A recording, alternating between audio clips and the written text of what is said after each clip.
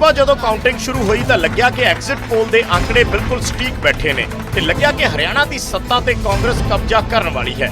कांग्रेसियों ने जश्न तक शुरू कर दिते, मिठाइयां वंडनियां शुरू कर दित्तियां, पटाखे चलाए जान लगे। पर 1 घंटे बाद ही स्थिति पलट गई। जो कांग्रेस लीड कर रही सी वो पीछे हो गई, जश्न फिक्के पै गए। दोपहर 12 बजे तक पूरी पिक्चर क्लीयर हो गई ते तय हो गया कि कांग्रेस पिछड़ रही है ते बीजेपी की सरकार बनना तय हो गया। ते जश्न हुण बीजेपी दे खेमे शुरू हो गया। बीजेपी ने मिठाइयां वंडनियां शुरू कर दित्तियां, आतिशबाजी चल पई ते जित दे जश्न मनाए जान लगे। मैं हरियाणा की 2 करोड़ 80 लाख जनता को मैं दिल से प्रणाम करता हूं, उनका दिल से धन्यवाद करता हूं कि हरियाणा की जनता ने, हरियाणा के गरीब ने, हरियाणा के किसान ने, हरियाणा की महिलाओं ने, हरियाणा के युवाओं ने भारतीय जनता पार्टी के कामों के ऊपर तीसरी बार मोहर लगाई है। मैं हरियाणा की जनता का दिल से बहुत बहुत आभारी हूं, दिल से धन्यवाद करता हूं।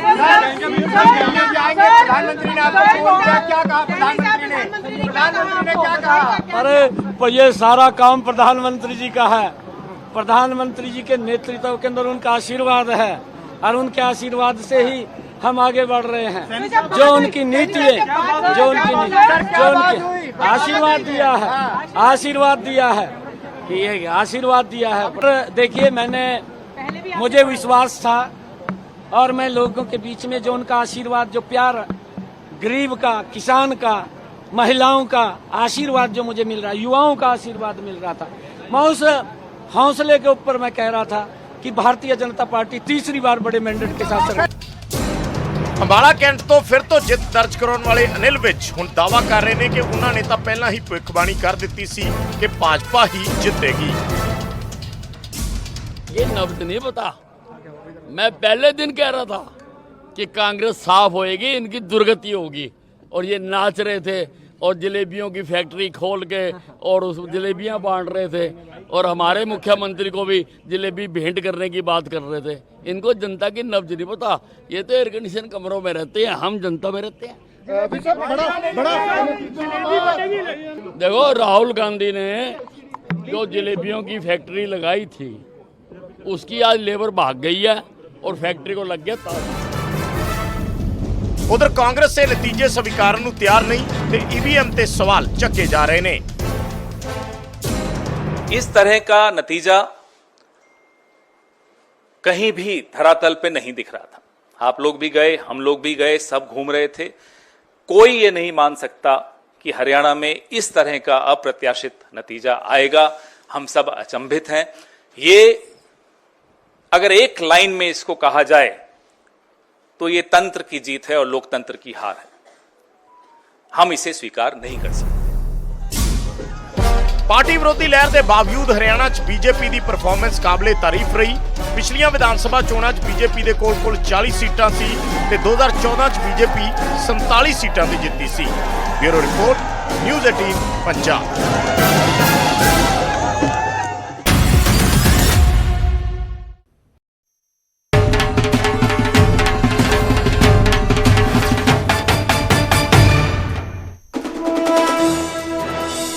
नशे खिलाफ पंजाब पुलिस का वड्डा एक्शन। सूबे भर दे विच चलाया जा रहा ऑपरेशन कासो। नशे दे लई बदनाम इलाकिਆਂ दे विच कीती जा रही रेड। पंजाब पुलिस के सीनियर अधिकारी खुद ग्राउंड ते उतरे। हरियाणा च बीजेपी की जित तो बाद दिल्ली दे विच मुलाकातां दा दौर। प्रधानमंत्री मोदी नूं मिले सीएम नायब सैनी। जल्द होएगा नवी सरकार का गठन। उगराहां जथेबंदी की पंजाब सरकार दे नाल मीटिंग जारी। पंजाब भवन दे विच खेतीबाड़ी मंत्री गुरमीत खुड्डियां दे नाल हो रही बैठक। खेती नीति नूं लैके कीती जा रही चर्चा। चंडीगढ़ च चोण कमिशन नूं मिलन पहुंचिया पंजाब कांग्रेस का वफद। तृप्त बाजवा की अगवाई दे हेठ हो रही मुलाकात। पंचायती चोणां नूं लैके करनगे शिकायत। पंचायती चोणां दे विचाले गिद्दरबाहा च 2 वड्डे सियासी दिग्गजां च छिड़ी जुबानी जंग। मनप्रीत बादल ने राजा वड़िंग दी गिद्दर दे नाल कीती तुलना। क्या डिंपी ढिल्लों तो गिद्दरबाहा के लोगों को नहीं बचाएगा वड़िंग। आरबीआई ने रेपो रेट दे विच नहीं किया कोई बदलाव। लगातार 10वीं बार नहीं होया बदलाव। EMI ते नहीं पवेगा असर।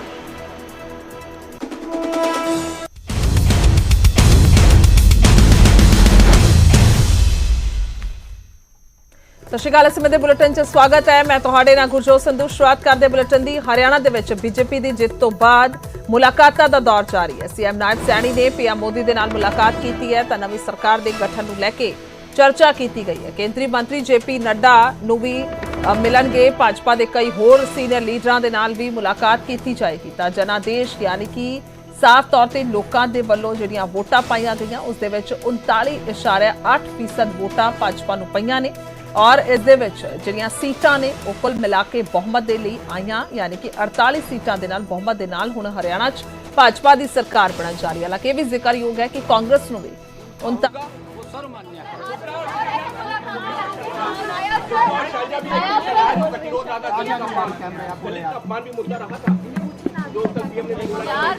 नहीं, देखिए कांग्रेस के डीएनए के अंदर है ये। इन्होंने कभी भी दलितों का सम्मान नहीं किया। दलितों को अपमानित करने का काम ये कांग्रेस पार्टी करती रही है और कांग्रेस ने हमेशा, आप इनका कार्यकाल देखिए, ये यहाँ से नहीं है। इन्होंने डॉक्टर भीमराव अंबेडकर जी को सम्मान नहीं दिया, उसको अपमानित करने का काम ये कांग्रेस पार्टी ने किया। जिस पवित्र संविधान की रचना डॉक्टर भीमराव अंबेडकर जी जो उसके मुखिया थे उन्होंने उसका निर्माण किया, उस पवित्र संविधान को भी अपमानित करने का काम ये कांग्रेस पार्टी कर रही है। इन्होंने पिछले इलेक्शन के अंदर उस पवित्र संविधान की बुक उठा करके किस प्रकार का झूठ वो देश के अंदर बोलने का काम किया। मैं बार बार ये बात कह रहा था, इनका झूठ 3 जगह चला है। एक हिमाचल में चला है, एक कर्नाटक में चला है, एक तेलंगाना में चला है और अब इनका झूठ बिकने वाला नहीं है। अब इनका झूठ राजस्थान ने ठुकरा दिया है, मध्य प्रदेश ने इनके झूठ को ठुकराया है और छत्तीसगढ़ ने इनके झूठ को ठुकराया है। अब हरियाणा के लोगों ने इनको बाहर का रास्ता दिखा दिया है कि ये झूठ बोलते हैं, इनके पास झूठ से सिवाय कुछ नहीं है। इनकी मंशा को, इनकी सोच को आज समझ चुके हैं कि कांग्रेस विकास की बात नहीं करती, झूठ की बात करती है और उस झूठ को लेकर के उनको नकारती है। अनिल विज ने कहा है कि अगर हमें मौका मिलता है तो बिल्कुल सीएम की दावेदारी करेंगे नहीं, मौका मिलेगा तो चूकेंगे नहीं। अनिल विज हमारे नेता हैं, हमारे नेता हैं। वो अगर उन्होंने कुछ कहा है तो वो हमारे नेता बोल सकते हैं, कह सकते हैं। मुलाकात हुई है प्रधानमंत्री साहब से? मैं आपको बताऊंगा। मेरी सभी उच्च लीडरशिप का मैं धन्यवाद करना चाहूंगा क्योंकि उन्होंने हमें संभाला है। उन्होंने आकर के हरियाणा के अंदर सभी हमारी बड़ी उच्च लीडरशिप ने, चाहे माननीय अमित शाह जी हैं, चाहे आदरणीय जगत प्रकाश नड्डा जी हैं, आदरणीय ठाकुर राजनाथ सिंह जी हैं, हमारे धर्मेंद्र प्रधान जी हैं, हमारे विप्लव कुमार देव जी हैं, हमारे सुरेंद्र नागर जी हैं और हमारे सतीश पूनिया जी हैं। हमारी जो केंद्रीय उच्च लीडरशिप है उन्होंने हमें संभाला है और हमारे इलेक्शन को गति देने का काम उन्होंने किया है और जो मोदी जी की नीतियां हैं उनको एक मजबूती से नीचे तक पहुंचाने का काम किया है। हम सबको मिलकर के उनका धन्यवाद करेंगे।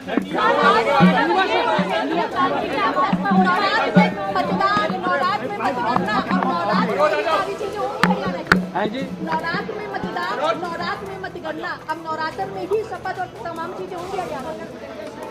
नहीं, देखिए ये विषय नहीं है, ये विषय नहीं है। मैंने कहा है कि हमारा पार्लियामेंट्री बोर्ड वो उसको तय करेगा। जब भी वो तय करेगा तो हमें जैसा आदेश करेगा।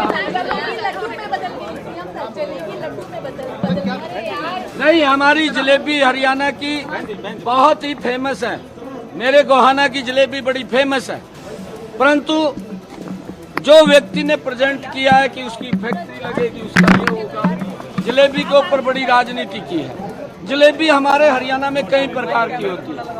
एक बारीक जलेबी भी होती है, एक मीडियम जलेबी भी होती है, एक ये गोहाना की प्रसिद्ध जलेबी है, ये भी ऐतिहासिक जलेबी है।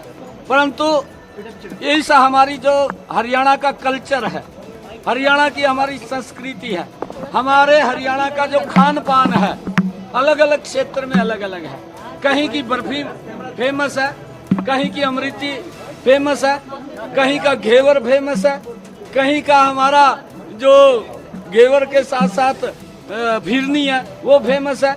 परंतु उनको तो ये मालूम ही नहीं है कि ये चीजें भी फेमस है। वो तो किसी ने उनकी गाड़ी में एक डब्बा रख दिया और डब्बा रखा तो उन्होंने देखा कि इतनी बड़ी जलेबी यहाँ बनती है, तो उसको लेकर के वो उतावले हुए हैं थोड़े, उनको मालूम नहीं था। बीजेपी दंगा जब कल शुरू हुई थी तो पवन खेड़ा ने कहा था कि प्रधानमंत्री नरेंद्र मोदी और गृह मंत्री अमित शाह के यहाँ जलेबियां भिजवाई जाएगी।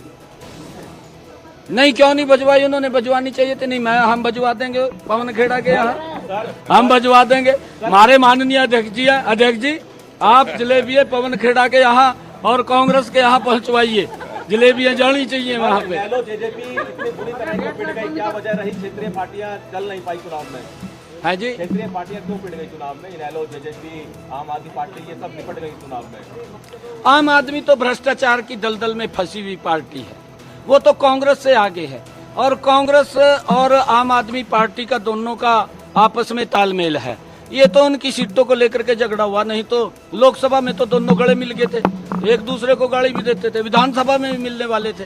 और तो सीटों को लेकर के तालमेल नहीं बना, क्योंकि लोग समझ चुके हैं कांग्रेस भ्रष्ट है और आम आदमी उससे महाभ्रष्ट है।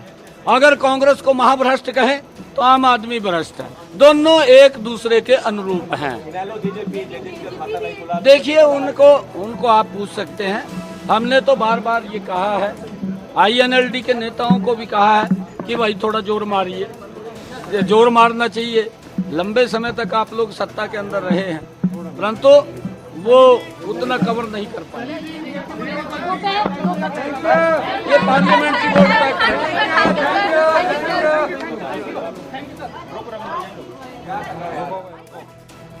को उनकी नीतियां भा रही हैं, जनता रिस्पॉन्ड कर रही है, और जो काम है चाहे वो केंद्र सरकार की ओर से हो, हरियाणा सरकार की ओर से हो।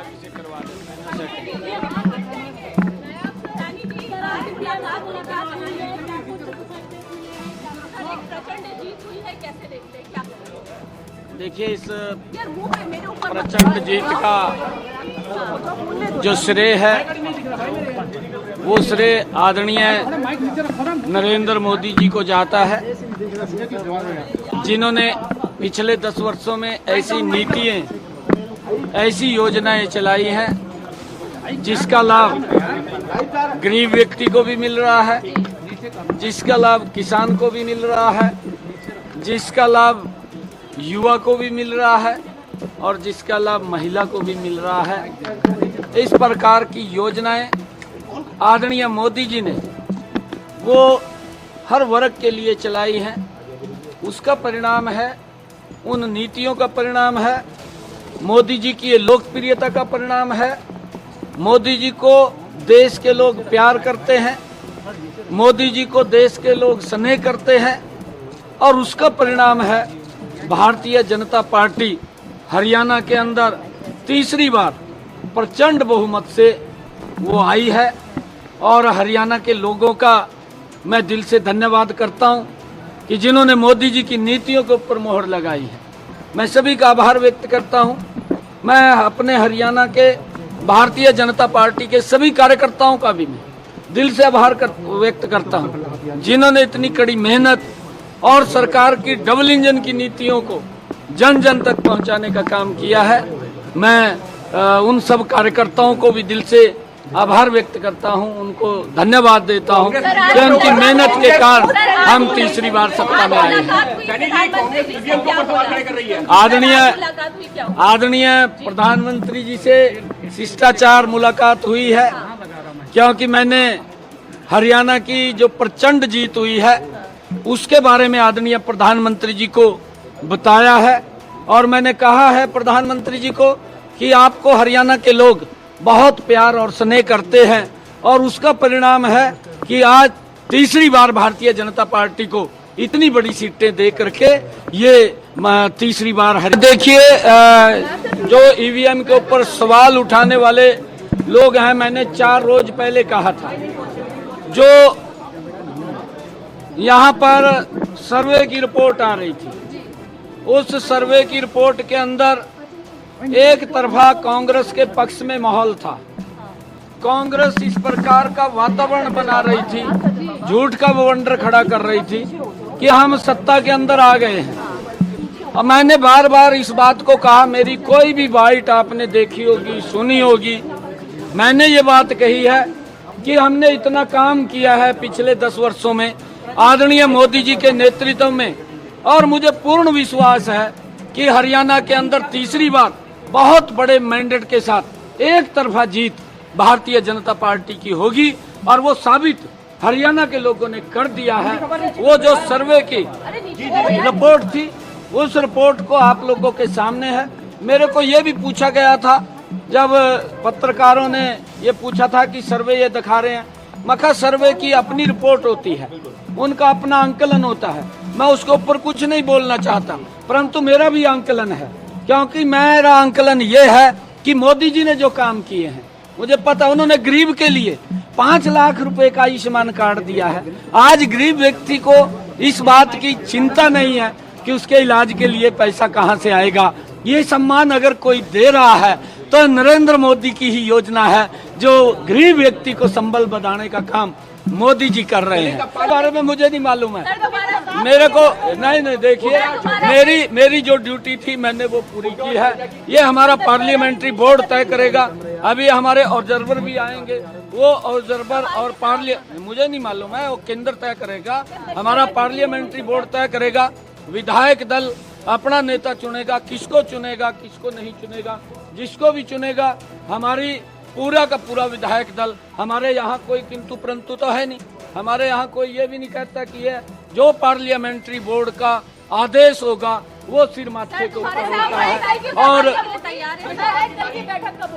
वो मैंने कहा है कि केंद्र तय करेगा, हमारे ऑब्जर्वर आएंगे, ऑब्जर्वर उसको जो आएंगे वो तय करेंगे। और जब संभालने के लिए तैयार है, जिम्मेदारी नहीं, देखिए मैंने कहा है कि हमारा पार्लियामेंट्री बोर्ड इस बात को तय करता है, और पार्लियामेंट्री बोर्ड का फैसला वो अंतिम फैसला है।